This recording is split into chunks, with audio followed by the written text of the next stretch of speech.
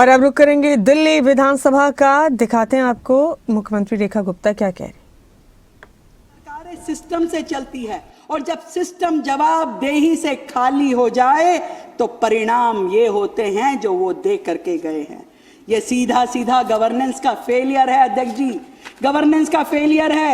जब दिल्ली को आगे बढ़ना था तब इन्होंने टकराव चुना, जब दिल्ली के लोगों को सुविधाएं दी जानी थी तब इन्होंने राजनीति चुनी, जब काम करना था तो केवल आरोप लगाए, कभी केंद्र सरकार पे, कभी प्रधानमंत्री पे, कभी एलजी पे, कभी बाकी अन्य राज्यों पे और कभी अधिकारियों पे। कभी काम नहीं किया। जब जवाब देना था तो जिम्मेदारी से बचते रहे। ऐसी सरकार यहाँ बैठी थी अध्यक्ष जी, पर अब ये सिलसिला नहीं चलेगा। अब हर रुपए का, जनता की गाड़ी खून पसीने की कमाई का हिसाब हम देंगे, हर काम को पूरा करेंगे। अब दिल्ली बहानों से नहीं, परिणाम से चलने वाली है, परिणाम से चलने वाली है। अध्यक्ष जी, इस टकराव की राजनीति को जनता ने मरहूम किया उन सारी सुविधाओं से जो केंद्र सरकार देती थी राज्यों को। इन्होंने कभी उन योजनाओं को लेने की और तकलीफ नहीं करी। सोचा कि हमारा नाम नहीं होगा इन योजनाओं को अगर ले लेंगे। इस मद में भी मैं बताना चाहती हूं, दिल्ली का कम से कम हर साल का 5,000 करोड़ रुपए का नुकसान हुआ, 5,000 करोड़ का। और जीएसटी का जब वो मिल रहा था कॉम्पनसेशन तो फटाफट ले लिया।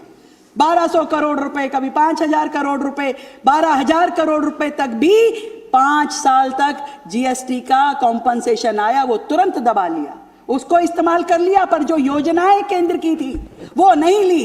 कहीं पीएम आवास योजना ले ली तो नाम प्रधानमंत्री जी का ना हो जाए, आयुष मिशन के अंतर्गत पैसे ले लिया तो नाम केंद्र सरकार का ना हो जाए, पीएम श्री स्कूल बनवा लिए, केंद्रीय विद्यालय बनवा लिए तो इसका नाम, इसका क्रेडिट केंद्र सरकार को ना मिल जाए, ये हाल था उनका। यहां तक कि हमारे किसान भाइयों को भी उससे, उन योजनाओं से अलग रखा जो केंद्र सरकार लगातार देती है। और इसका फर्क सिर्फ कागजों में नहीं दिखा अध्यक्ष जी, इसका फर्क जमीन में दिखा, रिजल्ट्स में दिखा। दिल्ली बद से बदतर होती चली गई, नगर निगम की सेवाएं, उनकी क्वालिटी गिरती गई, दिल्ली की स्वच्छता खराब होती गई, दिल्ली में प्रदूषण बढ़ता रहा, दिल्ली में यमुना गंदी होती रही। पर ये लोग केवल आरोप लगाते रहे।